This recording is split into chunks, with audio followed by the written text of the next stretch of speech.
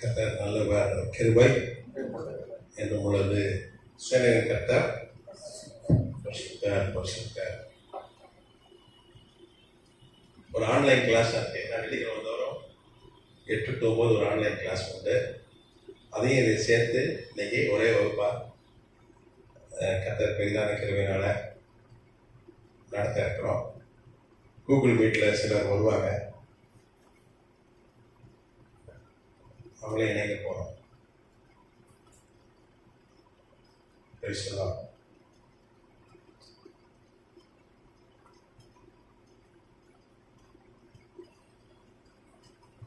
கர்த்தருடைய பிரைஸ், கர்த்தருக்கு மகிமை. பேசலாம். நல்லா இருக்க, நீங்க நல்லா இருக்கீங்களா? கர்த்தருடைய சரி சரி. நான் ஒரு நல்லா இருக்கேன். அப்புறம் இந்த கிளாஸ் முடியல உங்கள்கிட்ட பேசுறேன். அப்படியே நம்ம கண்டினியூ பண்ணலாம். ஒரு கிளாஸ்ல அப்படியே உங்களை இணைக்கிறேன். சரியா? கர்த்தருடைய பரிசுத்த நாமத்துக்கு ஸ்தோத்திரம். இந்த வகுப்புக்கு உங்களை அன்புடன் வரவேற்கிறேன். சீகன் பால் பைபிள் இன்ஸ்டியூட் வகுப்புல சேர்ந்து ஆன்லைன் வகுப்பும் சேர்ந்து நடைபெறுகிறது. அத்தனை பேருக்கும் என்னுடைய வாழ்த்துக்களை நன்றி தெரிவித்துக் கொள்கிறேன். கர்த்தரை ஆசீர்வதிப்பாராங்க. பொதுவாக அந்த ஆன்லைன்ல தானியல் தீர்க்கதரிசன புஸ்தகம் அந்த ஸ்டடி போயிட்டு இருக்கு. நான் ஆன்லைன்ல பேசுறது கேக்குது தானே? கேக்குதா? சரி. கர்த்தர் நல்லவர். இன்றைக்கு சபை வரலாறு. இன்னைக்கு வழக்கமா தானியல் தீர்க்கதரிசி புஸ்தகம் அந்த வகுப்புகள் நம்ம நடத்துவோம் ஆன்லைன்ல. இங்கே நம்ம சபை வரலாறு நடத்திட்டு இருக்கோம். இன்னைக்கு 7வது சபை குறித்து வெளிப்படுத்துற விஷயத்துல 7 சபைகளை குறித்து சொல்லப்பட்டிருக்கு. அதுல கடைசி சபை லவோதிக்கேயா சபை. இந்த சபை குறித்து நாம் தியானிச்சுட்டு வரோம். இன்னைக்கும் அதை குறித்து நாம் இன்னும் விரிவாக தியானிக்க இருக்கிறோம். லவோதிக்கேயா சபை காலம். இந்த லவோதிக்கேயா சபை காலம் என்பது 1867 கிபி முதல் கர்த்தருடைய வருகை வரைக்கும், சபை எடுத்துக்கொள்ளப்படுகிற வரைக்கும் லவோதிக்கேயா சபை காலம். கர்த்தநாமத்துக்கு ஸ்தோத்திரம்.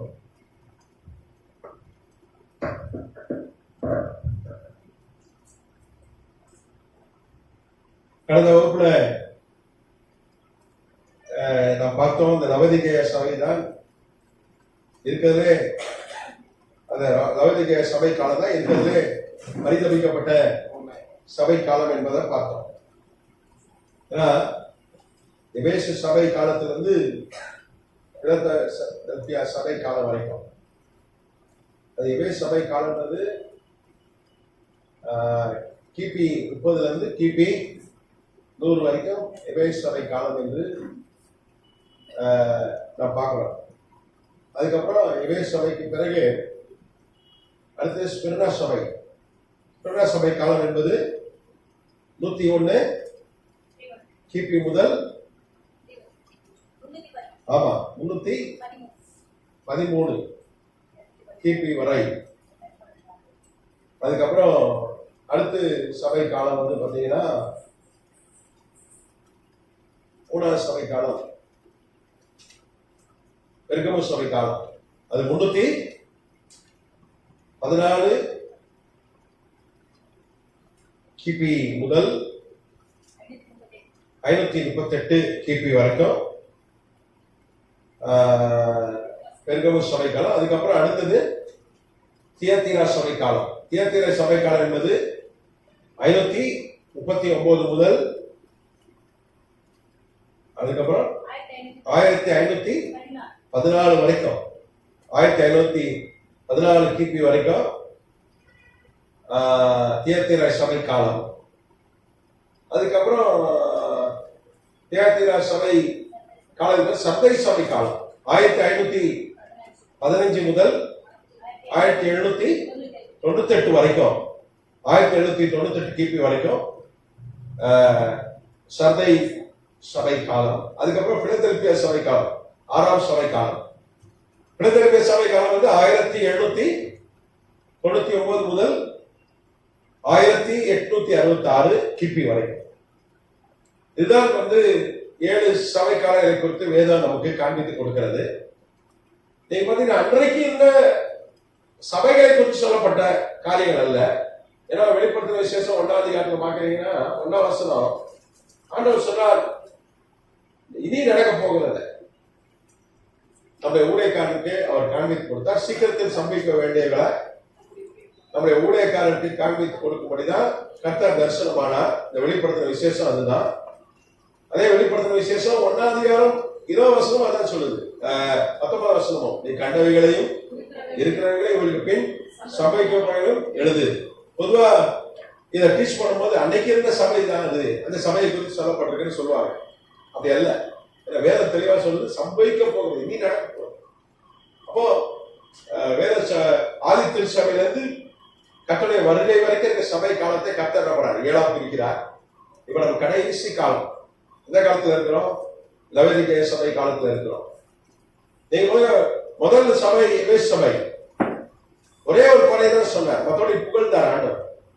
நீ சகிக்கிற, நீ பொறுமையா இருக்கிற, நீ நல்லா பிரயாசப்படுற, டயர்டாகாம இலைப்படையாம பிரயாசப்பட்டேன்னு சொல்லி கர்த்தர் என்ன பண்றார், எபேசு சபைக்கு சர்டிபிகேட் கொடுக்கிறார். ஒரே ஒரு குறையை தான் சொன்னார், நீ ஆதியில வைத்திருந்த அன்ப விட்ட.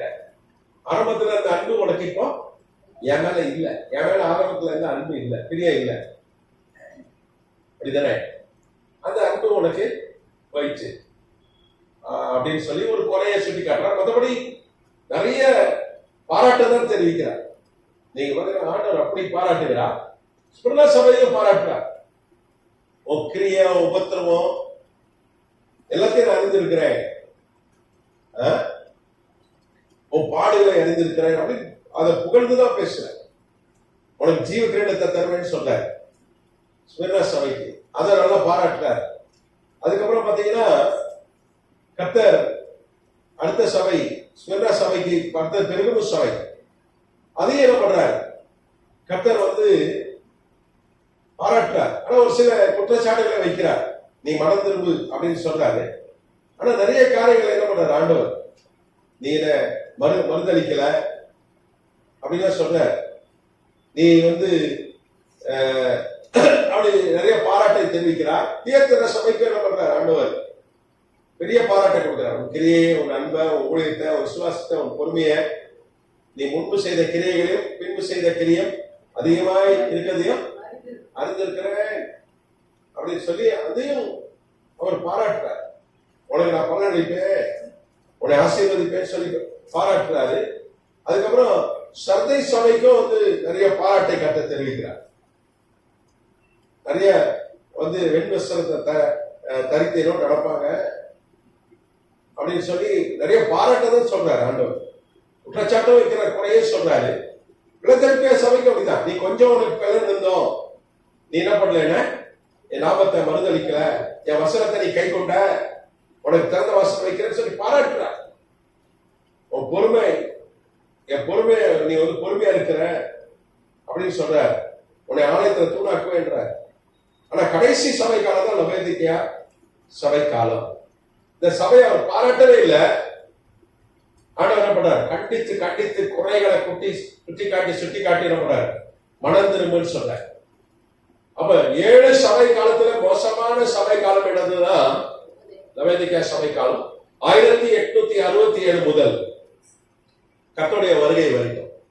ஒரு கர்த்தருடைய வருகை 2028 வந்துட்டு நம்ம ஒரு கணக்கு போட்டு அன்னைக்கெல்லாம் வகுப்பு எடுத்தோம். ஏன்னா வேதம் சொல்லுது, இஸ்ரேல் சுதந்திரம் அடைஞ்சி ஒரு தலைமுறைக்குள்ள கர்த்தர் வந்துருவேன்னு சொல்லியிருக்காரு. இஸ்ரேல் தேசம் 1948 மே 14 வந்து சுதந்திரம் அடைஞ்சது. நான் அதுக்குள்ள என்ன பண்ணிடுவேன், வந்துடுவேன் அப்படின்னு சொல்லியிருக்காரு. அதாவது ஒரு தலைமுறைக்குள்ள. ஒரு தலைமுறைன்றது ஆதியாகமம் 6ஆம் அதிகாரம் 3ஆம் வசனம் என்ன சொல்லுது, 120 வருஷம் அப்படின்னா 2068. நீங்க பாத்தீங்கன்னா சங்கீதம் 90 சொல்லுது மனிதனுடைய ஆயுசு நாட்கள் 80. அப்ப 1948ஓட 80 கூட்டினீங்கன்னா 2028. இப்ப பாதி வேத பண்டிதர் என்ன சொல்றாங்க? 2068க்குள்ள கர்த்தருடைய வருகை சொல்றாங்க. பாதி வேத பண்டிதர் என்ன சொல்றாங்க? 2028க்குள்ள கர்த்தருடைய வருகை இருக்குன்றாங்க.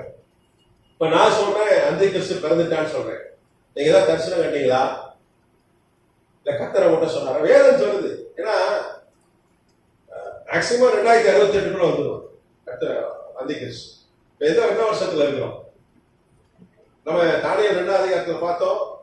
அந்தி கிறிஸ்து இரும்பும் களிமண்ணுமான ஒரு சாம்ராஜ்யத்துக்கு தலைவனா வருவான். இரும்பு களிமண்மான சாம்ராஜ்யம் என்ன நம்ம பார்த்தோம். இரும்புன்றது ரோம பேரரசு நாடுகள் அமெரிக்காவை குறிக்கிறது. களிமண்றது தமிழ் பைபிள் இருக்கு, இங்கிலீஷ் பைபிள் கிளே இருக்கு, கிளேன்ற வார்த்தை இருக்கு.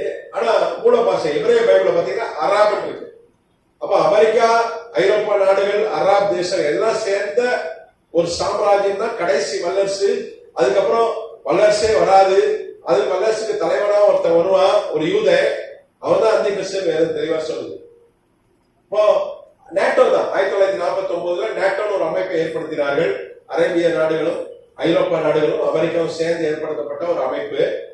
அதுல அதனுடைய தலைவனை தான் ஒரு யூதன் ஜனாதிபதியா வந்துட்டானா, அமெரிக்காவுடைய ஜனாதிபதியா வந்துட்டானா அவன் தான் அந்தி கிறிஸ்துன்னு சொல்லி வேதம் தெளிவா காண்பித்து கொடுக்குறாரு. தானியேல் 2ல பாக்குறோம், தானியேல் 9ல பாக்குறோம். தேவாலயம் கட்டுகிறவன் வருவான்.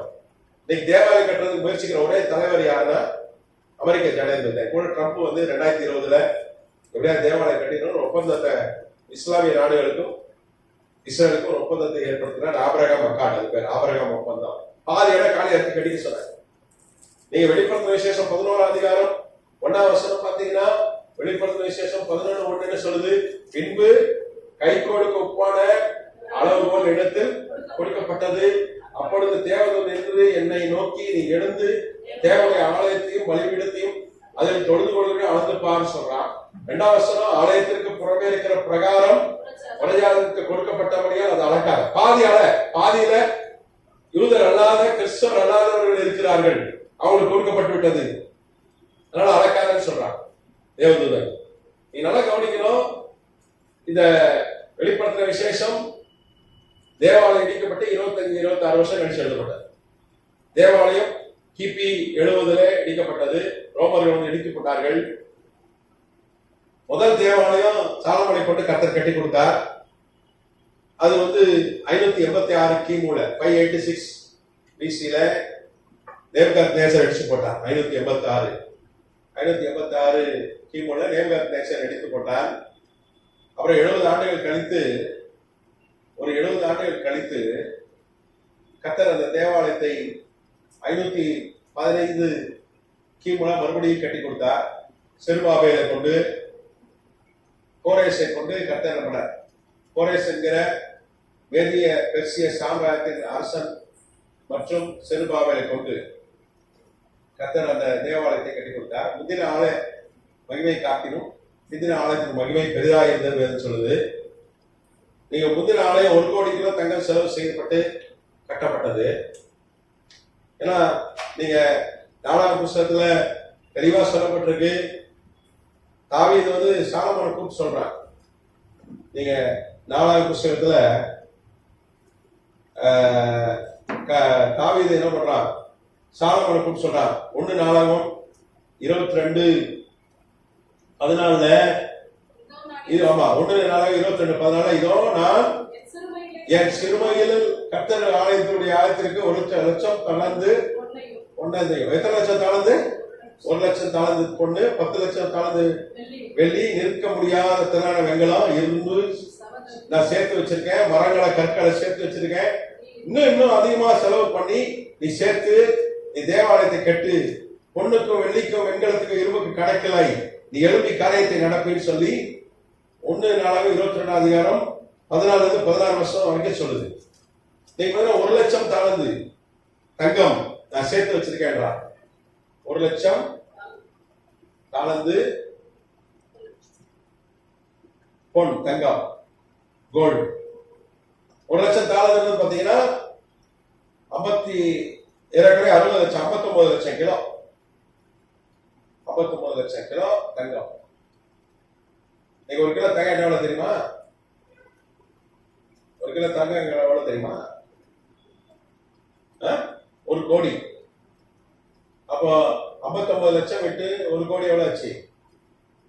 59 லட்சம் கோடி. தங்கம் மாத்திரம் 59 லட்சம் கோடி. 59 லட்சம் கோடி தங்கம் மாத்திரம். வெள்ளி பாத்தீங்கன்னா 10 லட்சம் தாளந்து. 10 லட்சம் தாளந்து வெள்ளி. வெள்ளி வந்து 1.25 லட்சம் ரூபாய் ஒரு கிலோ. 10 லட்சம் தாளந்துல இருந்து ஏறக்குறைய 6 கோடி கிலோ. 6 கோடி கிலோ.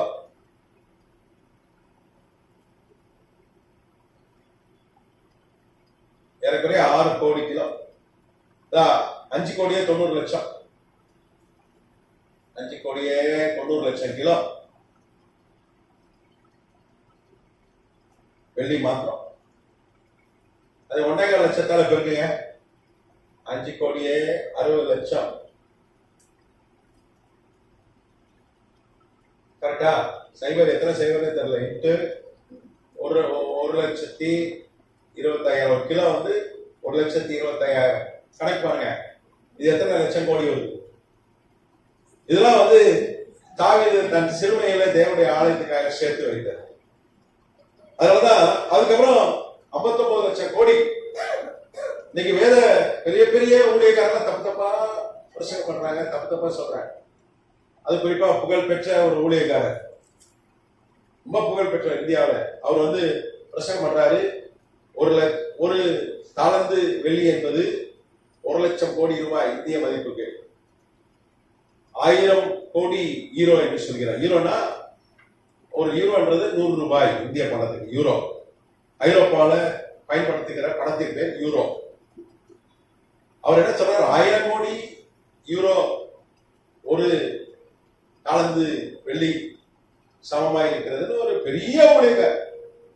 மற்ற எல்லா ஊழியக்காரும் ஏசு பேசுவார். அத்தனை ஊழியக்காரையும் கொண்டு கேட்பார். அவர் வேலையா தான். மைக்க பிடிச்சாருன்னா எல்லா ஊழியக்காரையும் திட்டுவார். ஆனா அவர் பெரிய ஊழி வச்சிருக்காரு. பெரிய கோடிக்கணக்கான ரூபாய் செலவு செய்து ஊழியம் செய்கிறாரு. ஒரு வருஷத்துக்கு 500-700 கோடி ரூபாய் செலவு செய்து பயங்கரமா ஊழியம் செய்யற ஊழியக்காரர் வந்தானா திட்டுவார். அவர்கிட்ட திட்டுவார ஊழியக்காரன் இருக்க மாட்டான். அவர் யாருன்னு நான் சொல்ல விரும்பல. ஆன்லைன்ல அவர் பேரை சொல்ல விரும்பல. அவரு சமீபத்துல பிரசங்கித்தார் தமிழ்நாட்டில் வந்து. அப்ப என்ன சொன்னாரு? அது ஊழியக்காரர் மத்தியில பிரசங்கம் பண்ணார். ஒரு தாளந்து வெள்ளி என்பது இந்திய மதிப்புக்கு 1 லட்சம் கோடி ரூபாய். அவர் என்ன சொன்னது? 1000 கோடி யூரோ என்று சொன்னார். யூரோ என்பது ஐரோப்பா பணம். அப்ப 100 மடங்கு பெருக்கணும், இந்திய பணமா மாத்தணும். 1 லட்சம் கோடி. அவ்வளவு பெரிய பிரசங்கியா இருக்கே. தப்பாதான் சொல்றேன். நம்ம அதை ஆன்லைன்ல அவர் பேரை சொன்னா அது நல்லா இருக்காது. அது நான் விரும்புறேன். ஏன்னா லைவ்லயே போயிட்டு இருக்கு. ஒரு பக்கம் ஆன்லைன்ல இங்க போயிட்டு இருக்கு கிளாஸ், அது போக லைவ் யூடியூபும் போயிட்டு இருக்கு. அவர் பேரை சொல்ல விரும்புறேன். நீங்க கேட்டீங்கன்னா தனியா நான் சொல்றேன். அவர் பேர் தனியா என்கிட்ட கேட்டுக்க. ஆனா அவரு பாத்தீங்கன்னா ஒரு தாளந்து வெள்ளி என்பது 59 கிலோ. ஏறக்குறைய 59 கிலோ. 59 1.25 லட்சத்தை பெருக்கின எவ்வளவு? 59 இல்லம்மா, நான் சொல்றது இது எவ்வளவு? 5 கோடி 90 லட்சம் கிலோ எவ்வளவு? 12 கிலோவா?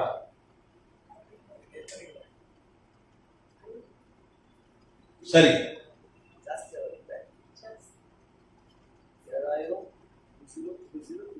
சரி. இங்க ஒரு தாளந்து வெள்ளின்றது, ஒரு தாளந்து வெள்ளி இது வந்து 59 கிலோ. ஏறக்குறைய 59 கிலோ.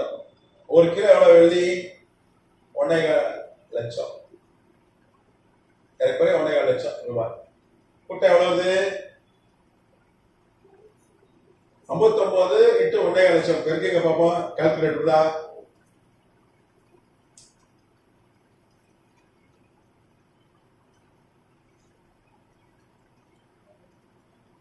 ஐம்பத்தி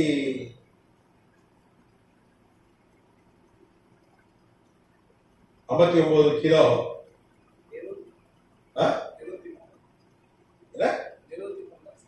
73 லட்சம். இந்த 73 லட்சம் ரூபாய ஒரு பிரசங்கர், நான் சொன்ன ஃபேமஸான பிரசங்கர், இந்தியாவில் இருக்கிற டாப் 5 ஊழியக்காரர்கள் அவரும் ஒருத்தர்.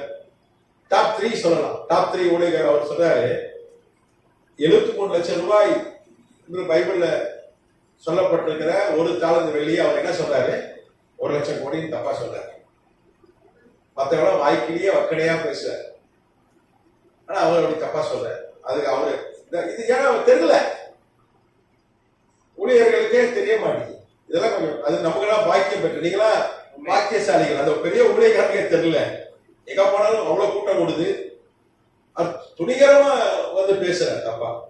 சரி, அது நமக்கு தேவையில்லை. கர்த்தர் பார்த்துக் கொள்வார். கர்த்தர் நாமத்துக்கு ஸ்தோத்திரம். அப்போ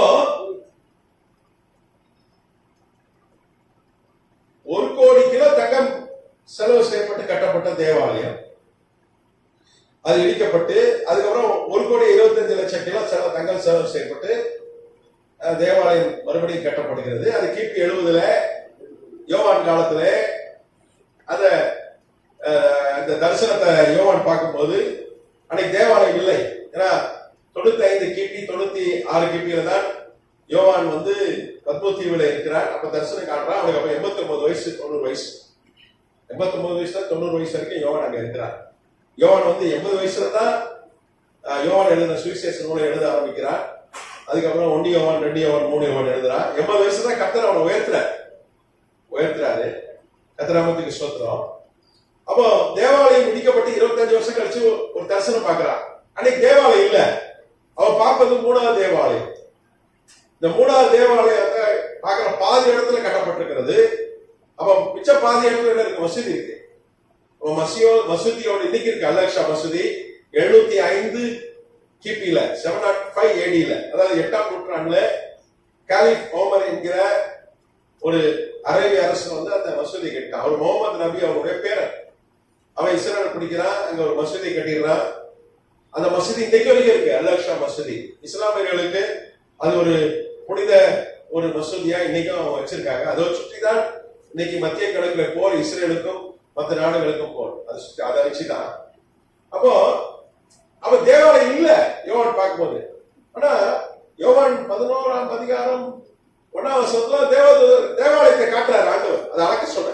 ஆனா பாதிதான் இருக்கு தேவாலயம். பாதி இடம் என்ன இருக்கு? இஸ்லாமியருடைய வழிபாட்டு சொல்றாரு. அப்போ நம்ம சிலர் நினைச்சிட்டு இருக்கோம் தேவாலயம் இடிக்கப்பட்ட உடனே ரட்சிக்கப்படலையா. ஒருத்தர் சொல்றான், ஞானஸ்தானம் அடியா, விசுவாசம் உள்ளவனை ஞானஸ்தானம் பெற்றவன் ரட்சிக்கப்படுவான், விசுவாசியானவனோ ஞானஸ்தானம் பெறாதவனோ ஆக்கிரமிப்புள்ளாக தீர்க்கப்படுவான். உடனே அவர் சொல்றாரு, ஐயா நான் ஞானஸ்தானம் எடுத்துப்பேன், தேவாலயத்தை இடிக்கும் போதே நான் என்ன பண்ணிடுறேன், பட்டுன்னு வந்து ஞானஸ்தானம் எடுத்துப்பேன். அது வரைக்கும் கொஞ்சம் ஃப்ரீயா இருக்கையா. தேவாலயம் கட்டும் போது அது இடிக்கப்படாதியா, அது கட்ட ஆரம்பிக்கிறதுக்குள்ள கட்டளை வருகை வந்துடும். தெரியுமா உங்களுக்கு? எல்லாம் ரெடி பண்ணிட்டாங்க. 1983 டெம்பிள் இன்ஸ்டியூட் அமைப்பு எல்லாம் ரெடியா வச்சிருக்கான். இடம் கொடுத்தா கட்டிடுவான், தங்க வச்சிருக்கான். இன்னைக்கு அப்படி ஒரு தேவாலயம் கட்டினா 150 லட்சம் கோடி செலவாகும். ரெடியா வச்சிருக்காங்க. ட்ரெஸ் வச்சுட்டான். ஆசிரியர் போற ட்ரெஸ், ஒரு சிகப்பு கடாரி ஒண்ணு உண்டு.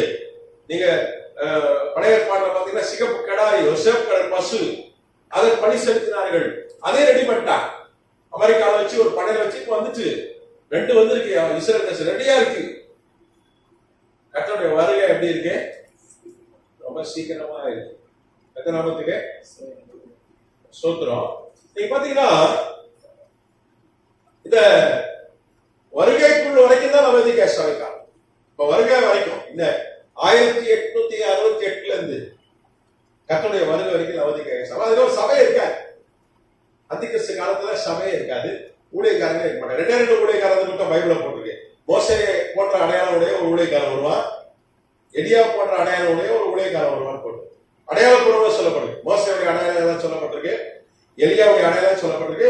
வெளிப்படுத்துற விசேஷம் 11ஆம் அதிகாரம். நம்ம அதை கிளாஸ் எடுத்தோமா? சாட்சிகள் எடுத்துட்டோம். நம்ம கிளாஸ் எடுத்துட்டோம். இந்த ஆன்லைன் வகுப்புல தான் எடுக்கிறார். சரி, அப்போ பேர் சொல்லப்படல. பைபிள் அடையாளம், மோசையுடைய அடையாளம் சொல்லப்பட்டிருக்கு, எலியாவுடைய அடையாளம் சொல்லப்பட்டிருக்கு. மறுரூபமலை யார் வந்தா? மோசையும் எலியா வந்து ஆண்டவரோடு என்ன பண்ணாங்க? பேசினாங்க. சரியா? அப்போ நீங்க பாத்தீங்கன்னா கர்த்தருடைய வருகை வரைக்கும் சபை காலம் என்று நாம் பார்க்கிறோம். அப்ப இருக்கிறதுல மோசமான சபை காலம் பாத்தீங்கன்னா லவோதிக்கேய சபை காலம் தான். ஆண்டவர் என்ன குற்றச்சாட்டு வைக்கிறாரு? நீ குளிர் இல்ல அனல் உன்னை என்ன பண்ணிப்பேன் ஃபர்ஸ்ட் குற்றச்சாட்டு வாந்தி பண்ணி போட்டுறாரு. எந்த சபையை 6 சபையை குறித்து சொல்லும்போது அப்படி சொல்லவே இல்லை. அப்ப இப்ப இருக்கிற சபை காலம் தான், இப்ப இருக்கிற சபை தான் எப்படி இருக்கு? ஆண்டவர் பிரியமில்லாத ஒரு சபையா இருக்கிறது. அடுத்தது என்ன சொன்னாரு? நீ பாக்கியம் உள்ளவன் அப்படின்னு சொல்றாரு. அப்புறம் பரிதவிக்கப்படத்தக்கவன், நீ தரித்திரன், நீ குருடன், நீ நிர்வாணி. ஆனா என்ன சொல்றாரு? 5 விதமான குற்றச்சாட்டு வைக்கிறார். நீ நிர்பாக்கியம், உனக்கு ஆசீர்வாதமே இல்லை, பாக்கியமே இல்லை. என்ன சொல்றாங்க? இப்பதான் எழுப்புதல் காலையும், இப்பதான் ஊழியத்துல எழுப்புதல் காலம் அப்படின்னு சொல்லிட்டு அலையறாங்க சிலர். இல்ல, ஆண்டவர் சொல்ற இந்த லவோதிக்கேய சபை ஒரு நிர்பாக்கியம் உள்ள ஒரு சபை. அது எப்படி இருக்கா? பரிதவிக்கப்பட்ட சபை, பரிதவிக்கப்பட்ட சபை. எல்லாம் இருக்கு, இன்டர்நெட் இருக்கு, பணம் இருக்கு, ஊழியக்காரன் பிளேன் வச்சிருக்கான், கார் வச்சிருக்கான், ஊழியர் செய்யறதுக்கு நிறைய வசதிகள் வந்து விட்டது. கரெக்டா? எபேசு சபை காலத்துல அப்படி கிடையாது. ஆனா இன்னைக்கு அப்படி இல்லை. வசதி வாய்ப்புகள் இப்படி நினைச்சா போய் அமெரிக்கால பிரசங்கம் பண்ணிட்டு வந்தலாம், ஆன்லைன்ல பிரசங்கம் பண்ணலாம். இன்னைக்கு தூரத்துல இருந்து இந்த கிளாஸ் அட்டன் பண்ணிட்டு இருக்காங்க இந்த ஆன்லைன்ல. அந்த வசதி வந்துச்சு. ஆனா ஆண்டவர் சொல்றாருப்பா, உங்களை பார்க்க பரிதாபமா இருக்குப்பா ஒரு சபையை பார்க்க அப்படின்றாரு. அப்போ இந்த சபை காலம் ஒரு மோசமான சபை காலம் என்று வேதம் சொல்லுது. அது மாத்திரம் இல்ல, ஆண்டவர் சொன்னாரு, நீ பார்வை அடைய படிக்க ஒரு கண்களுக்கு கணிக்கல் போட வேண்டும் என்று உனக்கு ஆலோசனை சொல்றேன். கண்ணாடி போட்டுக்கிற கணிக்கனா ஸ்பெக்ஸ் கண்ணாடி. ஆவிக்குரிய கண்கள் கூடாக்கப்பட்ட ஒரு காலகட்டம். எல்லாருடைய பெரும்பாலான ஆட்களுடைய ஆவிக்குரிய கண்கள் எப்படி இருக்கு? குருடாய் இருக்கிறது. அப்போ உள்ளான மனிதனுக்குள்ள ஒரு கண்ணு இருக்கு. அந்த கண் எப்படி இருக்கு? குருடா அலையலாம். இன்னைக்கு இருக்கிற நிறைய தேவ பிள்ளைகள் குருடா அலையலாம். தேவ பிள்ளைன்னு சொன்னா அதை தடைவிட்டு அலையலாம். இந்த கண்ணு நல்லா தெரியுது. ஆனா உள்ளுக்குள்ள இருக்கிற உள்ளான மனிதன், உள்ளுக்கு இருக்க ஆத்துமா, அதனுடைய கண்கள் எப்படி இருக்கு? குருடாய் இருக்கு. பிசாசு என்ன பண்ணுகிறான்? கண்களை கொண்டாக்கி. அதனால ஆண்டவர் சொல்ற கண்ணாடி போட்டுக்கப்பா. கண்ணு தெரியல என்ன பண்ணுவாங்க? கண்ணை செக் பண்ணி ஒரு கண்ணாடி மாட்டி விட்டுருவாங்க. அப்படிதானே? அப்ப கண்ணு நல்லா தெரியும். வெள்ள எழுத்து தெரியாது. ஒரு 40 வயசு கேட்டா பைபிள் படிக்க வராது. உடனே ஒரு கண்ணாடி. தானே? அப்போ கண்ணாடி போட்டுக்கிறோம்ல. எனக்கு கூட தூர பார்வையும் இல்லை, கிட்ட பார்வையில ஒரு கண்ணாடி போட்டாச்சு. 2 கலந்து ஒரு கண்ணாடி. இப்ப என்ன பண்றேன்? பாக்க ஆண்டவர் சொல்ற அதே மாதிரி உன் கண்ணை ஒரு கண்ணாடி கொடுக்கிறவா, உன் கண்ணு சரியா தெரியல. தாவீது என்ன சொன்னா? என்னுடைய கண்களை திறந்துடணும் அப்படின்னு ஜெபம் பண்ணா. 119 சங்கீதம். அப்படிதானே? அதிசயங்களை பார்க்கத்தக்கதாக வேதத்துல இருக்க அதிசயம். அப்ப வேதத்துல அதிசயம் தெரியும்னா கண்ணாடி போடணும். நீ நல்லா வெளியே இந்த கண்ணு கொண்டு நல்லா கண்ணாடி போட்டு நல்லா டிவி பார்க்க, செல்போன் பார்க்க, உழுக்கல இருக்க கண்ணுக்கு ஒரு ட்ரீட்மெண்ட் கொடுன்றாரு ஆண்டவர். ட்ரீட்மெண்ட் தரவா அப்படின்னு சொல்ற. கர்த்தநாமத்துக்கு ஸ்தோத்திரம். அது மாத்திரம் இல்ல, 19ஆம் வசனத்துல சொல்றாரு, வெளிப்படுத்துறது 3:19, நீ ஜாக்கிரதையான பண்ணு, மனம் திரும்பு, நான் உன்னை சிரிச்சிக்கிறேன், நீ ஜாக்கிரதையா மனம் திரும்புன்னு சொல்றாரு. அவர் 20ஆம் வசனத்துல சொல்றாரு, எப்பா உன் உள்ளத்துல நான் இல்லப்பா, உன் உள்ளத்துக்கு வெளியே ஆத்மா வெளியே தான் இருக்கிறேன். ஏன்னா 1 கொரிந்தியர் 3:16 சொல்றது, நாம் தான் தேவனுடைய ஆலயம், நமக்குள்ள கர்த்தர் வாசிக்கப்படுகிறார். யோவான், இதே யோவானை கொண்டு கர்த்தர் நமக்கு ஏற்கனவே வெளிப்படுத்தி எழுதி கொடுத்திருக்கிறார். எனக்குள்ள இருக்க தேவன் பெரியவர், இந்த உலகத்தில் இருக்கிறவனையிலும், ஆமா நம்மோடு எனக்குள்ள இருக்கிறவர் பெரியவர் என்று யோவான் மூலமாக கர்த்தர் என்ன பண்ணியிருக்கார்? நமக்கு வாக்கு கொடுத்திருக்கிறார். அப்ப கர்த்தர் நமக்குள்ளே அவரு வாசம் பண்ணுகிறார். ஆனா லவோதிக்கேய சபை காலத்துல நீங்க 1 யோவான் 4:4, பிள்ளைகளை நீங்கள் தேவனால் உண்டாயிருந்து அவர்களை ஜெயித்தீர்கள், ஏனெனில் உலகத்தில் இருக்கிறவனையும் உங்களில் இருக்கிறவர் பெரியவர். ஒருத்தர் கிறிஸ்துவுக்குள் இருந்தால் அவன் புது சிருஷ்டியாய் இருக்கிறான், பழையவைகள். ஒருத்தர் கிறிஸ்தவனுக்குள்ள இருக்கிறான். இங்க கிறிஸ்து எங்க இருக்காரு? வாசலுக்கு கதவு கிட்ட நிக்காரியா, தட்டுற டங்கு டங்கு டங்கு பெல் அடிக்காரு. ஆனா ஒரு பயப்பட திறக்க மாட்டேன். கரெக்டா? நமக்குள்ள இல்ல. நமக்குள்ள இங்க இருக்கிறவங்க இருக்கீங்க. இங்க எங்கே நான் சொல்றது பெரும்பாலான மக்கள், நான் உங்களை சொல்லல. லவோதிக்கேய சபையில பெரும்பாலான ஆட்கள் எப்படி இருக்காங்கன்னா, கிறிஸ்து எங்கே இல்ல, உள்ள இல்ல, கிறிஸ்துக்குள் இல்லை. அவங்க எங்க இருக்காங்கன்னா, கிறிஸ்து வெளியே வந்து கதை தரேன். எப்ப கதை தர, நான் உள்ளுக்குள்ள வந்து உனக்குள்ள நான் பெரியவர் வந்திருக்கேன், நீ கதவை திறந்தீங்கன்னா நான் ஆசீர்வதிப்பேன், நீ இந்த உலகத்தை ஜெயிப்ப, நீ புது சிருஷ்டியா மாறிடுவ அப்படின்னு கதவை தட்டுறாரு ஆண்டவர். நம்ம என்ன பண்றான், தட்டவன் திறக்க மாட்டேங்கான். இந்த லவோதிக்கேய சபை அப்படிதான் இருக்கு. இப்ப உள்ளத்துல யாரும் இல்ல, கிறிஸ்துவுக்குள் இல்ல, கிறிஸ்து உள்ளுக்கு நமக்குள் இல்லை. அப்படிப்பட்ட பரிதவிக்கப்பட்ட ஒரு சபை காலமா தான் இருக்கு. நீங்க பாத்தீங்கன்னா சவுலை குறித்து நம்ம ஏற்கனவே ஆய்வு செய்தோம். 30 வயசுல பரிசுத்த அபிஷேகம் பெற்றான். சாமுவேல் தீர்க்கதரிசி கிட்ட கழுத தொலைஞ்சு போச்சு வந்தபோது கர்த்தர் அவனை அபிஷேகம் பண்ணினார், தீர்க்க தரிசனம் சொன்னான். சவுலும் தீர்க்கதரிசிகளில் ஒருவனும். 49 வயசுல பாவம் செஞ்சான். கர்த்தர் பரிசுத்த ஆவியை விட்டு விலகிட்டார். ஏன்னா வேதம் சொல்லுது, ஆதியாகமம் 6:3 பரிசுத்த ஆவியிலே ஒரு ஆளோட எப்போதும் போராடிட்டு மானம் கட்டி இருக்க மாட்டார். சூடு சொன்ன அற்று இருப்பாரு எதிர்பார்க்கிற நீ, அவர் இருக்க மாட்டார். அவரு சொல்லி சொல்லாம போயிட்டார். சவுல் விட்டு போயிட்டார். போனவனே என்னாச்சு, ஒரு பொல்லாத அசுத்த ஆவி வந்து என்ன பண்ணு, சவுலை பிடித்தது. எப்பேற்பட்ட ஆளு, தீர்க்க தரிசனம் சொன்னார் சவுல். ஆனா அந்த சவுல் திருப்பி ஒரு வாய்ப்பு கொடுத்தார், போயிட்டாரு. திருப்பி அவனுடைய வாசல் படியில இருந்து கதவை தட்டார். அவன் சாமுவேல் சொந்த ஊருக்கு போறான். அங்கே தாவீது இருக்கிறான்னு கேள்விப்பட்டான். அவனை பிடிக்க போகும்போது பரிசுத்த ஆவியானவர் மீது இறங்கினார். மறுபடியும் வந்தார், கதவை தட்டிட்டு உள்ள வந்தாரு.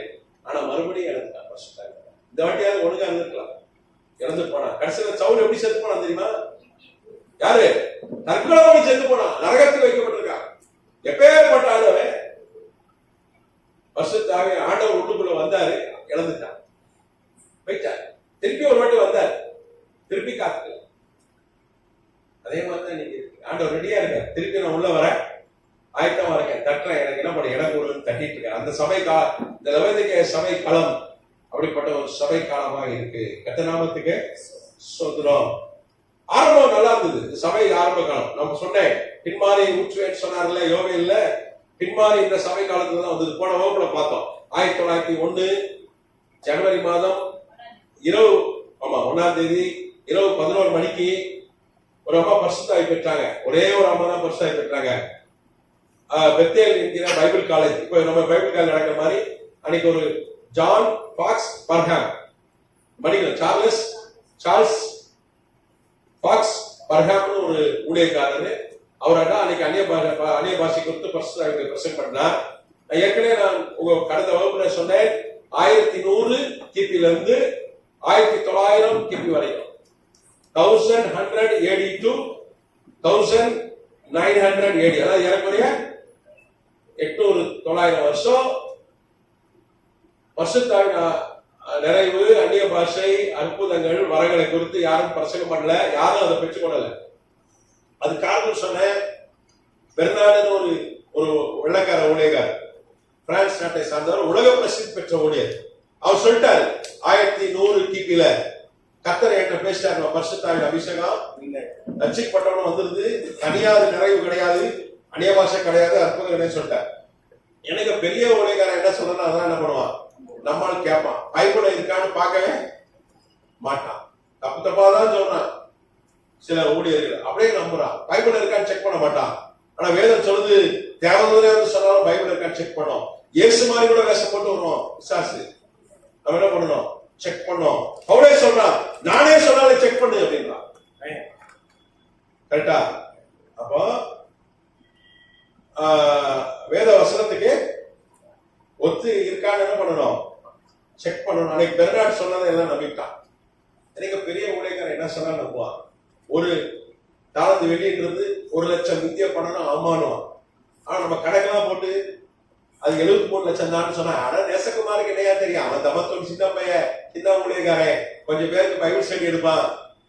இவரு அப்படியா, இவ்வளவு பெரிய ஊழியருக்கு, இத்தனை லட்சம் கோடி அவங்களுக்கு சொத்து இருக்கு, இவ்வளவு கட்டடம் இருக்கு, இத்தனை ஸ்கூல் இருக்கு, அவங்களுக்கு அவ்வளவு பெரிய ஊழியக்காரியா, இதுதானே சொல்ல ரைட்டா தப்பா? அப்படிதான் நம்ம இடம் போடுறோம். அன்னைக்கு இந்த பெர்னார்டு என்கிற பிரான்ஸ் நாட்டு ஊழியக்காரர், உலக பிரசித்தி பெற்ற ஊழியக்காரர் சொன்னத அப்படியே உலகமே நம்பிருச்சியா? வருஷத்தாய் நிறைவே இல்லாம போயிடுச்சு. ஒரு 800-900 வருஷம். அதுக்கப்புறம் தான் 1901 கர்த்தர் ஒரே ஒரு மனுஷன் தான் உலகத்துல பிரசங்கம் பண்ணா. உலகத்துல the one and only Charles Fox Parham. ஒரே ஒரு ஆளு தான். கர்த்தர் ஒரே ஒரு ஆளை எழுப்பி உலகத்துல பெரிய காரியங்களை செய்ய அவரால் முடியும். அப்படிதான் சார்ல்ஸ் ஃபாக்ஸ் பிரன்ஹாம் அவனை எழுப்புறார் கர்த்தர். ஞானஸ்நானம் கொடுத்தீங்கன்னா அந்த பேரை யாருக்காவது வைங்க. ஒரு எழுப்புதல் கொண்டு வந்த ஒரு ஊழியக்காரர். அவர் வந்து பைபிள் ஸ்டடி எடுத்தாரு ஜனவரி 1ஆம் தேதி. பொதுவாக ஜனவரி 1ஆம் தேதி நடத்துவாங்க தீர்க்க தரிசன கூட்டையா. இந்த வருஷம் இதெல்லாம் நடக்க போதியான்னு சொல்லுவான். அவன் சொல்றது ஒன்றும் நடக்க மாட்டேங்குது. நிறைய பேர் அப்படிதான் வந்து கூடுறாங்க. எனக்கு தெரிஞ்சு இந்தியா உலகத்திலே இந்தியாவிலையும் சரி உலகத்தையும் எந்த தீர்க்க தரிசியும் இல்லை. அப்படிப்பட்ட ஒரு காலத்துல இருக்கிறோம். ஏதாவது நடக்கா ஒன்றும் சொல்றது நடக்க மாட்டேங்குது. ஒன்றும் பிரயோஜனம் இல்லை. ஆனா அந்த ஆள் என்ன பண்ணாரு? அந்த தேவ ஊழியர் பைபிள் ஸ்டடி நடத்தினாரியா. பரிசுத்தாவை பத்தி பிரசங்கம் பண்ணார். அப்போ ஆக்னஸ் அந்த புல் பேர் என்ன? ஆக்னஸ் ஆஸ்மான். ஆக்னஸ் ஆஸ்மான் என்கிற நர்ஸ் கன்சாஸ் டாபிகா என்கிற நகரத்துல கன்சாஸ் மாநிலத்துல இந்த கூட்டம் நடந்தது. 11 மணி ஜனவரி 1ஆம் தேதி அன்னைக்கா. சீக்கிரம் வீட்டுக்கு போயா, பிரியாணி திப்போயா, கேட்க திப்போமா, நம்ம தான் இருப்போம். அப்படிதானே? அந்த அம்மா அப்படி இல்லை. பரிசுத்தாவின் அபிஷேகம் தான் எனக்கு பெருசுன்னு சொல்லி 11 மணி வரைக்கும் ஜெபம் பண்ணி முதல் பரிசுத்தாவின் அந்த அம்மா மேல இறங்கினார். ஒரு 900-800 வருஷம் கழிச்சு சீன மொழியில பேச ஆரம்பிச்சாங்க. 3 நாள் சீன மொழியில எழுதுனாங்க. இங்கிலீஷ் மறந்துட்டாங்க. அந்த அம்மாக்கு அப்ப எத்தனை வயசு கூட நான் சொன்னேன் 30 வயசுல பரிசுத்தாவின் அபிஷேகம் பெற்றாங்க. முதல் ஒரு பெண் அபிஷேகம் பெற்றானா எனக்குரிய இந்த 900-800 வருஷம் இடைவெளியில அந்த சகோதரி தான் பின்மாறி ஒரு பெண் மீது தான் இறக்கினார். ஆண்டு அபிஷேகத்தை யார் மீது இறக்கினார்? ஒரு பெண். கர்த்தர் வந்து பெண்கள் கர்த்தர் பார்வைக்கு விலையேற பேச்சவர்கள். பொதுவா இன்னைக்கு பெந்தேகோஸ்து சமுதாயத்துல பெண்கள் பேசக்கூடாதியா, வழிபீடு கிட்ட வரக்கூடாதியா, புல்பிட்டு வரக்கூடாதியா, அங்கிட்டே இருக்கணும்யா, பாட்டு பாடலாயா, பிரசங்கம் பண்ணக்கூடாதியா, பாஸ்டா இருக்க கூடாதியா, திருவிழு கொடுக்க கூடாதியா அப்படின்னு சொல்றாங்க. ஆண்டவர் உயிர் தெழுந்த போது முதல் யாருக்கு தரிசனம் ஆனா? மகதலேனா மரியாள் பிரான்ஸ் தேசத்துக்கு போய் அவதான் சபை சமைத்தார். பிரான்ஸ் நாடு கிறிஸ்தவ நாடா இருக்குன்னா அது காரணம் யாரு? மகதலேனா மரியாள் தான். அங்க போனா அங்கதான் அவ மரிச்சா, கர்த்தருக்காக மரிச்சா. அவங்க காட்டுற அங்கதான் இருக்கு. அவதான் அவளுக்கு தான் தரிசனம் பண்ணார் ஆண்டவர். ஃபர்ஸ்ட் பேதுருக்காகல, யோவானுக்காக எவ்வளவு பேர் இருந்தாங்க, யாருக்காக? அதே மாதிரி பின்மாரியை யார் மீது ஊற்றினார்? கட்டார் ஒரு பெண் மீது தான் ஊற்றினார். நம்ம பேர் ஆக்னஸ் ஆஸ்மான். பேர் வைக்கலாம். அதெல்லாம் ஆக்னஸ் பேர் வைக்கிறாங்க தெரியுமா? ஆக்னஸ் பேர் வைக்கிறாங்க தெரியுமா? கிறிஸ்தவ சகோதரிகள் பிள்ளைகளுக்கு. ஆமா, ஆக்னஸ் ஆஸ்மான். சரி, பிற்காலத்தில் அந்த அம்மா பெரிய ஊழியர் செய்துதான் கர்த்தருக்காக மரிக்க போனார் அந்த சகோதரி. அப்போ ஆரம்பம் நல்லா தான் இருந்தது. அதுக்கப்புறம் பாத்தீங்கன்னா 1903 ஆஸ்திரேலியால வேல்ஸ் நகர்ல ஒரு பெரிய எழுப்புதல் உண்டாச்சு. 1 லட்சம் பேர் பரிசுத்தாய் பெற்றார்கள். ஆண்டவர் யாரை எழுப்பினார்? ரூபன் ஆர்ச்சர் டோரே, ஆர்ஏ டோரே என்கிற ஒரு ஊழியக்காரர் எழுப்பினார். ரூபன் ஆர்ச்சர் டோரே அவர் ஒரு அமெரிக்க பிரசங்கியார். டிஎல் மூடியுடைய மூலமா ரட்சிக்கப்பட்டு ஊழிய பயிற்சி பெற்ற அவர் உதவி ஊழியர். அவர் ஆஸ்திரேலியா போய் பிரசங்கம் பண்ணினார். பரிசுத்தாவின் அபிஷேகத்தை குறித்து பிரசங்கம் பண்ணார். 1 லட்சம் பேர் பரிசுத்தாய் பெற்றார். ஒரு பெரிய எழுப்புதல் ஆசிரியர் உண்டாச்சு. கர்த்தர் நாமத்துக்கு ஸ்தோத்திரம். அதுக்கு பிற்பாடு பாத்தீங்கன்னா அந்த எழுப்புதல் இந்தியாவுக்கு வந்தது, பற்றி எறிந்தது. அந்த எழுப்புதல் இந்தியாவுக்கு வந்துச்சு. 1903 அங்கே பெந்தேகோஸ்தே இயக்கம் ஆஸ்திரேலியா கர்த்தரால் தோற்றுவிக்கப்பட்டது. 1 லட்சம் பேர் என்ன பண்ணாங்க? பரிசுத்தாவின் அபிஷேகம் பெற்றாங்க. அவர் அநேக பாஷை பேசினார்கள், ஆவியில நிரம்பினார்கள், வரங்கள் கிரியை செய்தது. ஆஸ்திரேலியாவிலே வேல்ஸ் என்கிற நகரிலே பெரிய எழுப்புதல் உண்டாச்சு. கர்த்தர் ஆர்ஏ ரூபன் ஆர்ச்சர் டோரேவை பயன்படுத்தினார். டோரே அவரை பயன்படுத்தினார். நீங்க பாத்தீங்கன்னா இந்தியாவில் கர்த்தர் வந்து அதுக்கப்புறம் எழுப்புதலை இந்த காலகட்டத்தில் தான் கொண்டு வந்தார். இந்த லவோதிக்கேயா சபை காலத்துல இந்தியாவில் ஒரு பெரிய எழுப்புதல் உண்டாச்சு. அதுவும் குறிப்பா கர்த்தர் ஒரு பெண்மணி பயன்படுத்தினார். அந்த பெண்மணி பேர் என்ன? பண்டிட் எடுத்து பண்டிட் ரமாபாய் பற்றி கொடுத்துருக்கேன், சொல்லியிருக்கேன். ஒரு பிராமண சகோதரி பண்டிட் ரமாபாய் சரஸ்வதி, அவரை குறித்து நம்ம சொல்லியிருக்கேன். இதெல்லாம் ஒரு நினைப்பூட்டேன். யாரெல்லாம் பண்டிட் ரமாபாயை பத்தி சொல்லும் போது வந்தீங்க, திருப்பி ஒரு சொல்லட்டுமா? சொல்றேன். பண்டிட் ரமாபாய் பார்த்தீங்கன்னா அவங்க வந்து ஒரு பிராமண சகோதரி. பண்டிட்ன்றது டாக்டர் பட்டம் மாதிரி. இன்னைக்கு டாக்டர் பட்டம் கொடுக்குறாங்களே, அன்னைக்கு வந்து பண்டிட்னு பட்டம் கொடுப்பாங்க. டாக்டர் பட்டம் கொடுக்க மாட்டாங்க. என்ன கொடுப்பாங்க? பண்டிட் அப்படின்னு ஒரு பட்டம் கொடுப்பாங்க. காரணம் என்ன? கல்கட்டா பல்கலைக்கழகம் தான் அவருக்கு பண்டிட்னு பட்டம் கொடுத்தது. காரணம் என்ன? அவர்கள் பல்லாயிரக்கணக்கான சமஸ்கிருத ஸ்லோகங்களை என்ன பண்ணாங்க? மனப்பாடமாய் சொன்னாங்க. அந்த அவங்க இருந்த மதம், அவங்க எந்த மதத்துல இருந்தாங்க? கிறிஸ்தவ அல்லாத வேற்று மதத்துல இருந்தாங்க. அந்த வேற்று மதத்துல நிறைய ஸ்லோகங்கள் உண்டு, மந்திரங்கள் உண்டு. பலாயிரக்கணக்கான மந்திரங்களை சமஸ்கிருத மொழியில மனப்பாடமாய் அவர்கள் சொன்னார்கள் என்கிற ஒரே காரணத்துக்காக கல்கட்டா பல்கலைக்கழகம் அவங்களுக்கு டாக்டர் பட்டம், டாக்டர்னா பண்டிட்னு கொடுப்பாங்க. அந்த காலத்துல தமிழ் பண்டிட்னு சொல்லியா நம்ம ஊர்ல அந்த மாதிரி அவங்களுக்கு வந்து பண்டிட் பட்டம், அவங்க டாக்டரேட் வாங்கினாங்க. அதுவும் சமஸ்கிருதத்துல. அவங்க அந்த மதத்தை, அந்த மதத்தினுடைய அந்த ஸ்லோகன் சொல்வதிலே அவங்க டாக்டர் பட்டம் வாங்குற ஆளு. மிகப்பெரிய ஒரு சமஸ்கிருத மேதை. அவங்க ஒரு பிராமண சமுதாயத்தை சார்ந்தவர்கள். அவருடைய ரமாபாயுடைய தந்தை ஒரு பிராமணர், அவர் பேரு ஆனந்த் சாஸ்திரி. அவரும் பெரிய சமஸ்கிருத மேதை. பெங்களூர்ல பிறந்தாங்க. பெங்களூர் தான் சொந்த ஊரு. இந்த ஆனந்துடைய அவருடைய மகள் தான் இந்த அம்மா. அவர் மகளுக்கு என்ன பண்ணாரு? எல்லா மந்திரத்தையும் கற்றுக் கொடுத்தார். எல்லா மந்திரத்தையும் கற்றுக் கொடுத்தார். கர்த்தநாமத்துக்கு ஸ்தோத்திரம்.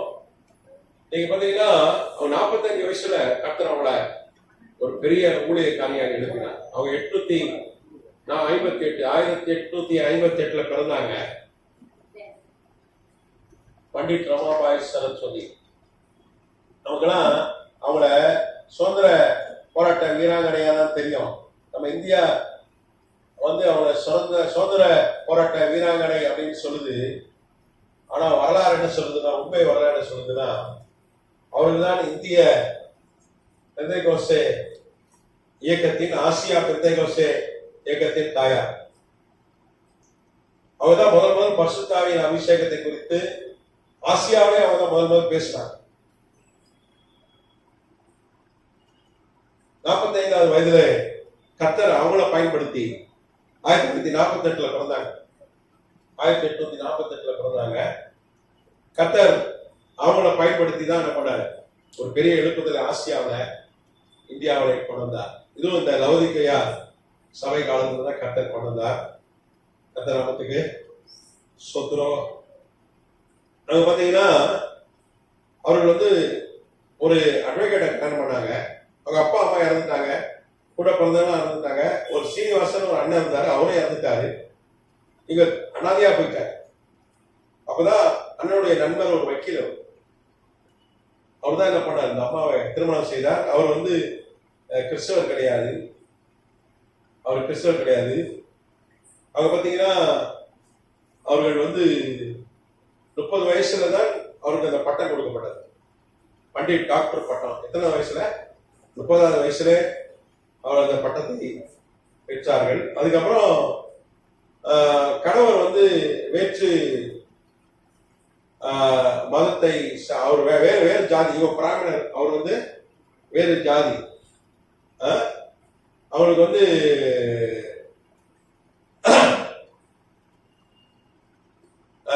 32 வயசுல தான் அவனுக்கு கல்யாணம் ஆயிடுச்சு. அவங்க தன்னுடைய நண்பர் அவனை கல்யாணம் பண்ணாரு.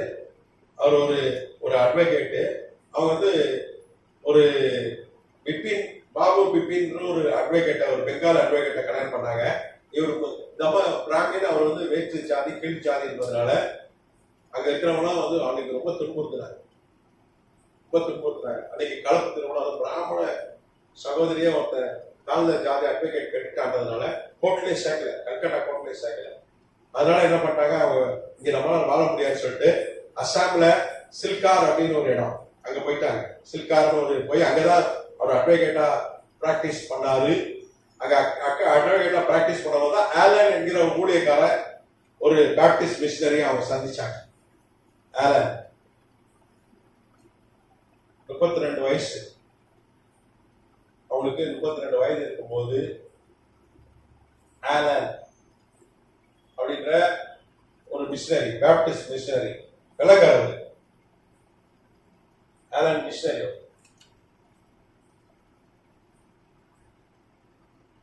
ஆலன் ALLEN ஆலன் மிஷனரி, அவரு பேப்டிஸ்ட் மிஷனரி. அவரை சந்திக்கிறாங்க. அவர் லூக்கா எழுதின சுவிசேஷம் கொடுக்குறாரு, அவருக்கு சுவிசேஷம் அறிவிக்கிறாரு. பெங்கால் மொழியிலே மொழிபெயர்க்கப்பட்ட லூக்கா எழுதின சுவிசேஷம் கொடுக்குறாங்க.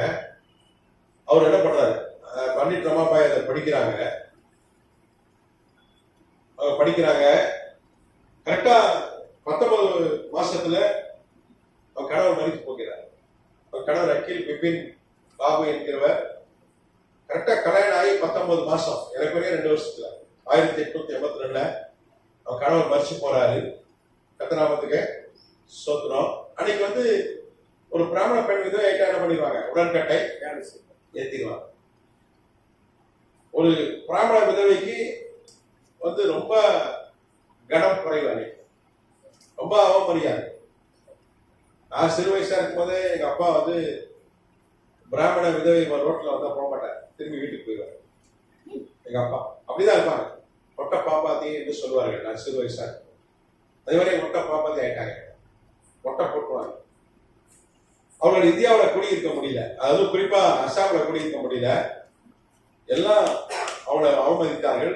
அவங்க முகத்துல முடிக்க யோசிச்சாங்க. ஏன்னா ஒரு விதவையை ஒதுக்கியே வச்சிருப்பாங்க, அது பிராமண உதவியை ஒதுக்கி வைப்பாங்க. அதனால கேவலமா நடத்துறாங்கன்னு சொல்லிட்டு அவங்க சென்னைக்கு வந்துட்டாங்க. சென்னை அடையாளம் தான் வந்திருக்காங்க. இங்க ஆங்கிலம் கற்றுக்கொண்டாங்க. அவங்களுக்கு இங்கிலீஷ் தெரியாது. இங்கதான் சென்னைக்கு ஆங்கிலம் கற்றுக்கொண்டாங்க. கத்தநாமத்துக்கு சோத்திரம். அதுக்கு பிற்பாடு பிற்பாடுதான் ஆரிய மகிழா சமாஜ்னு ஒன்று ஆரம்பிச்சாங்க. ஆரியா மகிழா சமாஜ், நீங்க படிச்சிருக்கீங்க, வரல நம்ம புக்ல. ஆரிய மகிழா சமாஜ ஆரம்பித்தாங்க. கத்தநாமத்துக்கு சோத்திரம். பிறகுதான் ஆரிய மகிழா சமாஜ் ஆரம்பித்தார்கள். ரொம்ப லேட்டா தான் என்ன பண்ணாங்க, அவர்கள் ரட்சிக்கப்பட்டாங்க. ரொம்ப லேட்டா ரட்சிக்கப்பட்டாங்க. அவர்கள் மறுபடியும் பெங்காலுக்கு போயிட்டாங்க. சென்னையில இருந்து பெங்கால் போயிட்டாங்க. அங்கே தானே அவர்கள் ரட்சிக்கப்பட்டு அவர்கள் ஞானஸ்தானம் பெற்றார்கள். அவங்க ஞானஸ்தானம் பெற்ற உடனே அவங்க ஒரு முடிவு பண்ணாங்க. அன்னைக்கு பாத்தீங்கன்னா ஒரு புதிய ஏற்பாடு அவங்களுக்கு கொடுக்கப்பட்டது.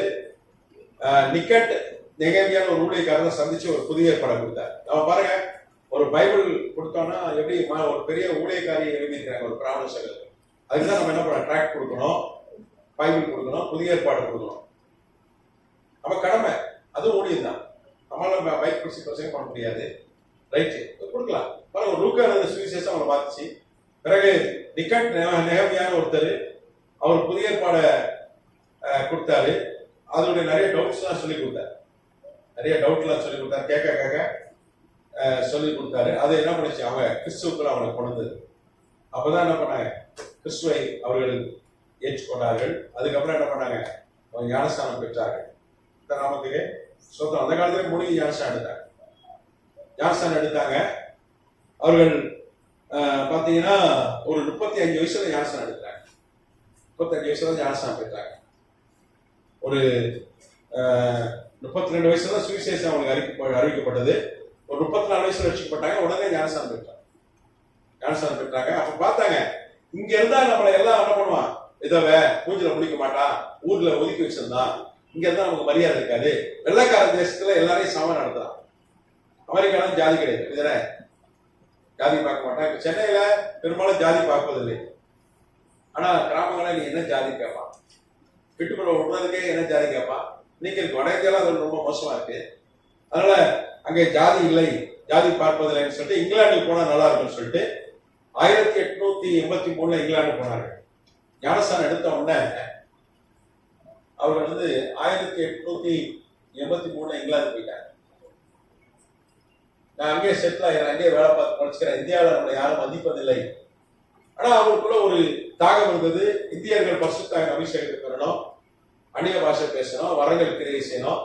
1,00,000 ஆட்களை என்ன பண்ணுங்க, ஆண்டவரே எங்க இந்திய தேசத்துல பரிசுத்த நிரப்பும்னு சொல்லி தினந்தோறும் ஜெபம் பண்ணாங்க. அந்த ஜெபம் இருந்தது அவங்க ஜெபிச்சுட்டே இருந்தாங்க. ஆனா இங்கிலாந்து போயிட்டாங்க. ஆனா இந்தியா மீது ஒரு பாரம் இருந்தது. ஜெபம் பண்ணிட்டே இருந்தாங்க. ஒரு இடத்துல சொல்லுவாங்க, எங்க தேசத்துல பரிசுத்தாவி ஜனங்கள் பெறணும், 1,00,000 பேர் பெறணும், எங்க தேசத்துல எழுப்புதல் உண்டாகணும் அப்படி சொல்லிட்டே இருப்பாங்க. அப்படி சொல்லி ஜெபம் பண்ணிட்டே இருப்பாங்க. அவங்களும் ஜெபித்தார்கள். கர்த்தநாமத்துக்கு ஸ்தோத்திரம்.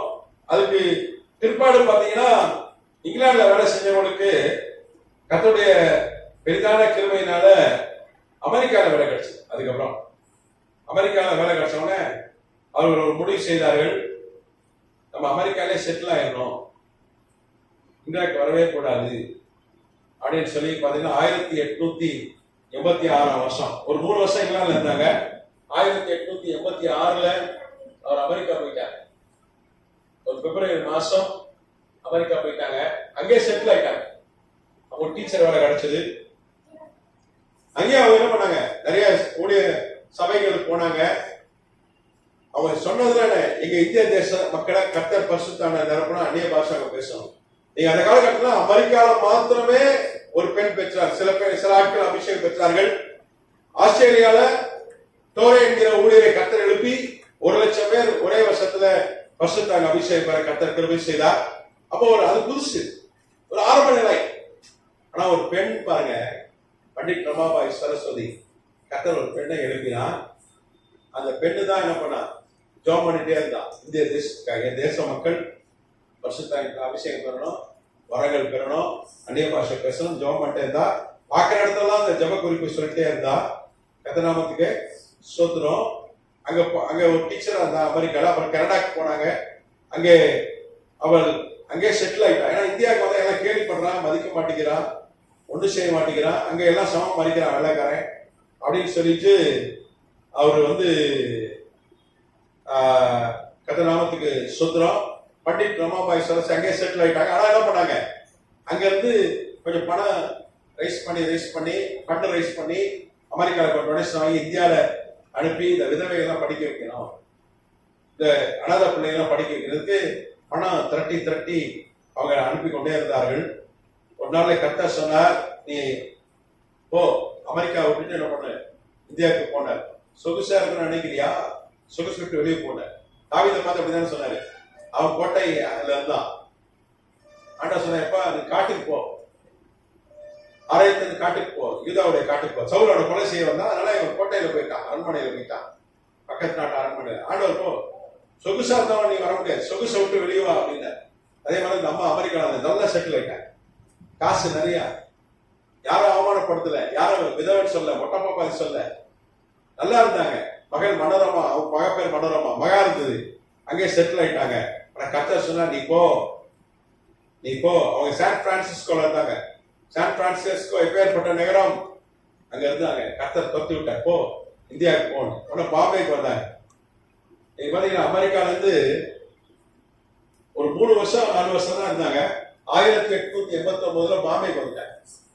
இந்தியா, மும்பை.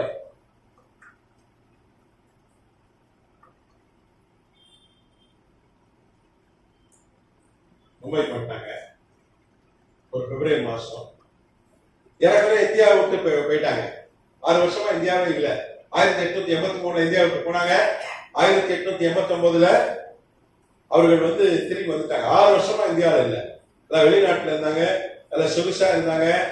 ஆனா ஆண்டவர் சொன்னா, இல்ல நீ வா, இந்தியாவில் உனக்கு பாடுகள் உண்டு, ஆனா நான் என்ன பண்ணுவேன், உன்னை கொண்டுதான் இந்தியாவில் பெரிய காரியம் செய்ய போறேன்னு கட்ட சொன்னாங்க. கர்த்தநாமத்துக்கு ஸ்தோத்திரம். அப்ப என்ன பண்ணாங்க, பாம்பேல ஒரு ஊழிய ஆரம்பித்தாங்க. ஆனா ஆண்டவர் சொன்னாரு, நீ பாம்பேக்கு வேண்டாம், நீ பூனேக்கு போ அப்படின்னா. பூனா அன்னைக்கு பூனே பாம்பே பெரிய சிட்டி. சிட்டியில சொகுசா இருந்தா நினைச்சாங்க. அங்க கொஞ்சம் இந்த உபத்திரம்லாம் இருக்காது, மொட்டை பாப்பாய் சொல்ல மாட்டான், நம்ம மூஞ்சில முடிக்கிறது கொஞ்சம் யோசிக்க மாட்டான், அப்படிலாம் நினைச்சாங்க. ஆனா இல்ல, கிராமத்துக்கு போனேன். பூனே பக்கத்துல ஒரு கிராமத்துக்கு கர்த்தர் அவனை அனுப்பி வைத்தார். அங்கே முக்தி மிஷன் என்ற ஒரு அமைப்பை அவங்க நிறுவனாங்க. முக்தி மிஷன்.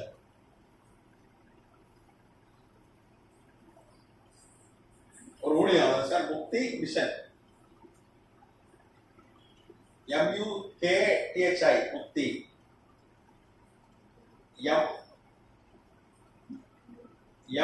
MISSION, முக்தி மிஷன், புனே. அன்னைக்கு போனா புனே, மும்பை, மகாராஷ்டிரால கர்த்தர் அவனை கொண்டாந்து சேர்த்தார். கர்த்தர் ஸ்தோத்திரம். அங்க நீங்க பாத்தீங்கன்னா அவங்க சர்ச்சைக்கு யாருமே வரல. அங்க ஒரு சர்ச்சை ஆரம்பிச்சாலும் விதவைகள், அது குறிப்பா பிராமண விதவைகள் தான் இருந்தாங்க. இந்த பிராமண விதவைகள், ரோட்ல போடப்பட்ட பிராமண விதவைகள், அன்னைக்கு 12 வயசு 10 வயசுல விதவைகள், சின்ன வயசுல கல்யாணம் பண்ணிடுவாங்க. அன்னைக்கு கொண்டாந்து வச்சு அவனை பராமரித்தார்கள். அவங்களுக்கு வேதத்தை கற்றுக் கொடுத்தாங்க. அவங்க என்ன பண்ணாங்க, பரிசுத்தாவியின் அபிஷேகத்தை குறித்து அவனுக்கு பிரசங்கம் பண்ணாங்க. இதான் ஆரம்பம் ஊழியம். அவனை கர்த்தர் இந்தியாவுக்கு வான்னு சொன்னாலும் ஒரு 500 விதவைகள் கிராம பகுதியில அவங்க சேர்த்து வைத்து கொண்டு அவங்கள வழி நடத்தினாங்க. கர்த்தர் நாமத்துக்கு ஸ்தோத்திரம். ஒரு ஏறக்குறைய ஒரு 5 வருஷம் போச்சு. அப்படியே 5 வருஷம் போச்சு. ஆனா பரிசுத்தாவின் அபிஷேகத்தை குறித்து போதிச்சிட்டே இருந்தாங்க, ஜெபிச்சிட்டே இருந்தாங்க. ஒரு நாளில பாருங்க, 1905ஆம் ஆண்டுல கர்த்தர் அவனை கொண்டு ஒரு பெரிய காரியம் செய்தார். 1905ஆம் தேதி ஜூன் 30, 1905ஆம் வருஷம் ஜூன் 30 ஒரு பெரிய எழுப்புதல் வந்துச்சு. ஏற்கனவே அவங்க என்ன பண்ணாங்க, 1903 ஆஸ்திரேலியா எழுப்புதலை குறித்து கேள்விப்பட்டார்கள், அமெரிக்க எழுப்புதலை குறித்து கேள்விப்பட்டார்கள். ஆஸ்திரேலியா எழுப்புதலை போய் மகளை அனுப்பி பார்த்துட்டு வந்தாங்க. அங்க எப்படி ஜனங்க பரிசுத்தவான்கள் போய் பார்த்துட்டு வந்தாங்க, எழுப்புதலை போய் பார்த்துட்டு வந்தாங்க. மகா போயிட்டு வந்தா. அவனுடைய உதவி ஊழியர் ஆப்ராம்ஸ் ஒரு அம்மா இருந்தாங்க, ஆப்ராம்ஸ், அவங்கள அனுப்பிச்சு விட்டாங்க. மகள் மனோரமா போனா. அவங்களுக்குள்ள ஒரு ஆர்வம் வந்தது, நம்மளும் பரிசுத்தாவி பெறணும்.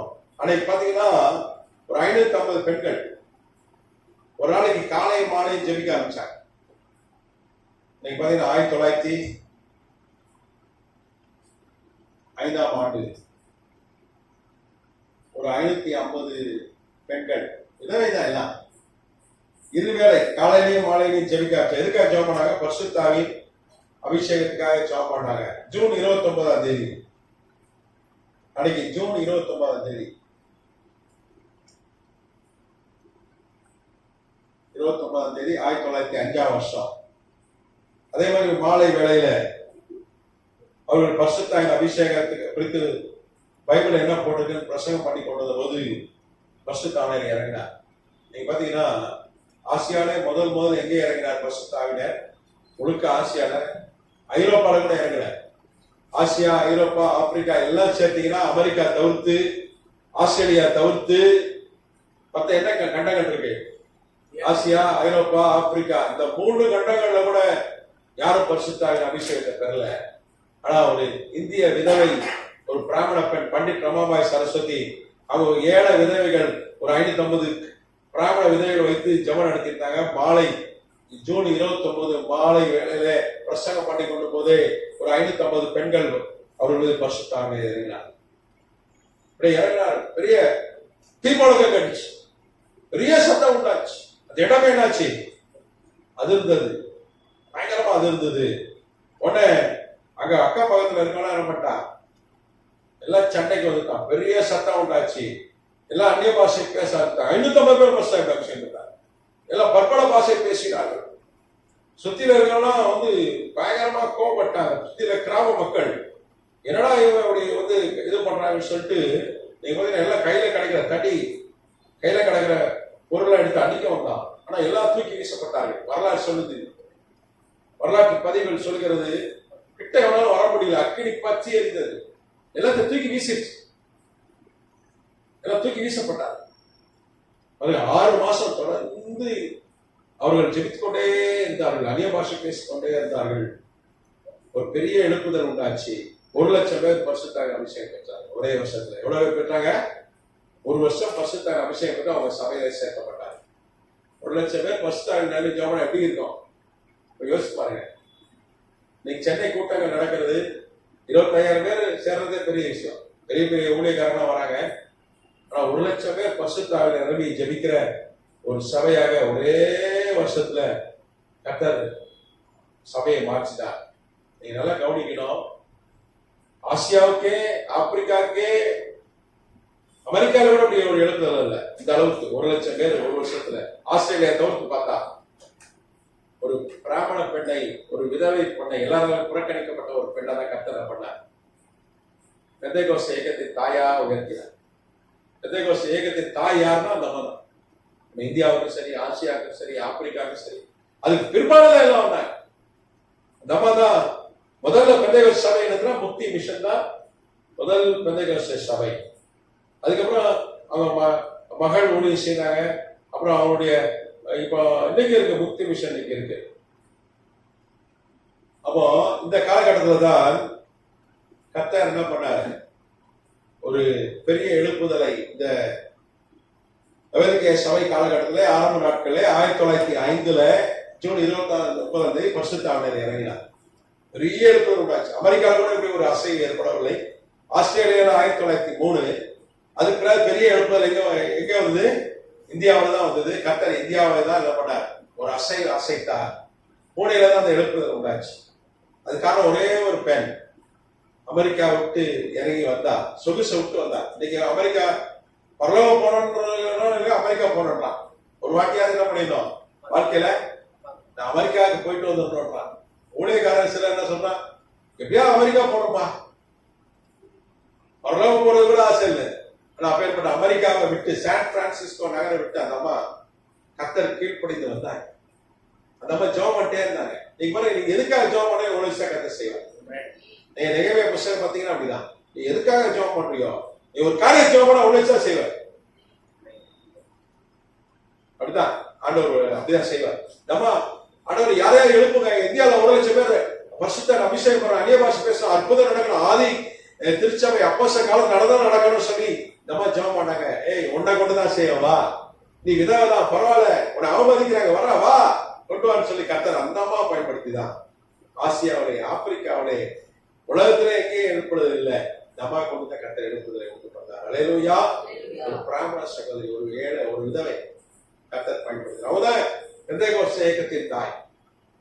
அவதான் ஃபர்ஸ்ட் லீடர், ஃபர்ஸ்ட் பாஸ்டர். பெந்தைகோஸ்து இயக்க பாஸ்டர் ஒரு பெண்ணை தான் கர்த்தர் எழுப்புறார்.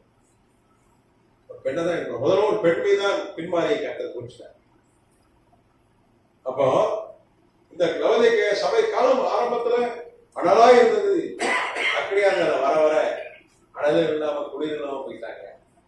அதனால கர்த்தரை வாந்தி பண்ணி போடுவேன்னு கர்த்தர் சொல்றார். அப்போ அனலா இருக்கணும், வாந்தி பண்ணி போட்டுருவோம். கண்ணுக்கு கண்ணாடி போட்டுக்கா, உனக்கு கண்ணை சரி பண்றேன், உன் முன்னாடி பிசாசு நிக்கிறான், உனக்கு தெரிய மாட்டேங்குது, உனக்கு உள்ள குழி வெட்டி வச்சிருக்கான், உனக்கு தெரிய மாட்டேங்குது. ஏன்னா ஆவிக்குரிய கண்கள் எப்படி இருக்கு சொல்றாரு. அதுக்கு ஒரு கண்ணாடி போட்டுக்கிறேன், கலிக்க போட்டுக்கான்னு கூப்பிடுறாரு ஆண்டவர். நம்ம ஆவிக்குரிய கண்ணை சரி பண்றேன் கர்த்தர் சொல்றாரு. அதனால அந்த எழுப்புதல் எங்கே? அன்னைக்கு ஒரு ஒரு பெண்ணை கர்த்தர் ஒரு பிராமண பெண்ணை எழுப்பினார். எழுப்புதல் இன்னைக்கும் அவர் அதே எழுப்புதல் அவரால் கொண்டு வர முடியும். அந்த நாமத்துக்கு சோத்திரம். அதுக்காக ஜெபம் பண்ண. நீ எதுக்காக நீ ஜெபம் பண்ண அதை ஒன்ன வச்சுதான் செய்வேன். நான் பார்த்துட்டேன். நான் எதுக்கெல்லாம் ஜெபம் பண்ண என்ன வச்சுதான் செய்வேன், உங்களை வச்சு செய்வேன். நீங்க எதுக்கு ஜெபம் பண்ண பெரிய காரியமா இருக்கும். நீங்க ஜெபம் பண்ண அந்த பெரிய காரியத்தை உங்களை வச்சுதான் செய்வேன். சரியா? டைம் ஆச்சு, முடிச்சிடலாம். நானே முடிச்சிடறேன். டைம் ஆயிட்டு இந்த ஆன்லைன் வகுப்பையும் நான் முடிச்சிடறேன். கர்த்தர் உங்களை ஆசீர்வதிப்பார். நான் அந்த ஆன்லைனை கட் பண்றேன். அடுத்த வகுப்புல நம்ம சந்திக்கலாம். கர்த்தர் நாம மகிமைப்படுவதாக. God bless you. கட் பண்ணிடுறேன். கேள்வி இருந்தா கேளுங்க. கேள்வி இருக்கா? யாருக்கா கேள்வி இருக்கா? 1858 இல்ல நீ அதை இது பார்க்காத, எதை பார்க்காத? விக்கிபீடியா இது பார்க்காத, வரலாறு பார்க்க. நான் வரலாறு தான் சொல்றேன், சரியா? Right, okay. தம்பி ஒரு ஆன்லைன்ல ஒரு பதிவு போட்டிருக்கு அப்படின்னு சொல்றாப்புல தம்பி. விக்கிபீடியாவில் போட்டு, நான் விக்கிபீடியா நீங்க நம்பாதீங்கன்னு சொல்றேன், வரலாறு தான் முக்கியம். விக்கிபீடியா யார் வேணா கரெக்டா? டவுட் இது. அப்ப 45 வயசுல கர்த்தர் எழுதினார், பண்டிட் ரமாபாய் சொல்லி. ரைட், பரவாயில்ல. நான் இருக்கிறேன் உதாரணத்துக்கு சொன்னேன். அவ்வளவு பெரிய ஊழியக்காரர் எல்லாரும் ஏசுவாரு. இன்னும் அவர் ஏசாத ஊழியக்காரர் இன்னைக்கு ஜான் ஜமராயில இருந்து அன்னைக்கு இந்த டீச்சர்ஸ் அன்னைக்கு கேள்வி பண்ணி ஏசுவார். அவ்வளவு கூட்டம் வரும் அவருக்கு அந்த கேள்வி பண்றதை கேட்கறது ஏசுவார். அவரே ஆனந்த் ஒரு பேர், ஆனந்த் அவங்க அப்பா பேர் ஆனந்த் சாஸ்திரி. சரி,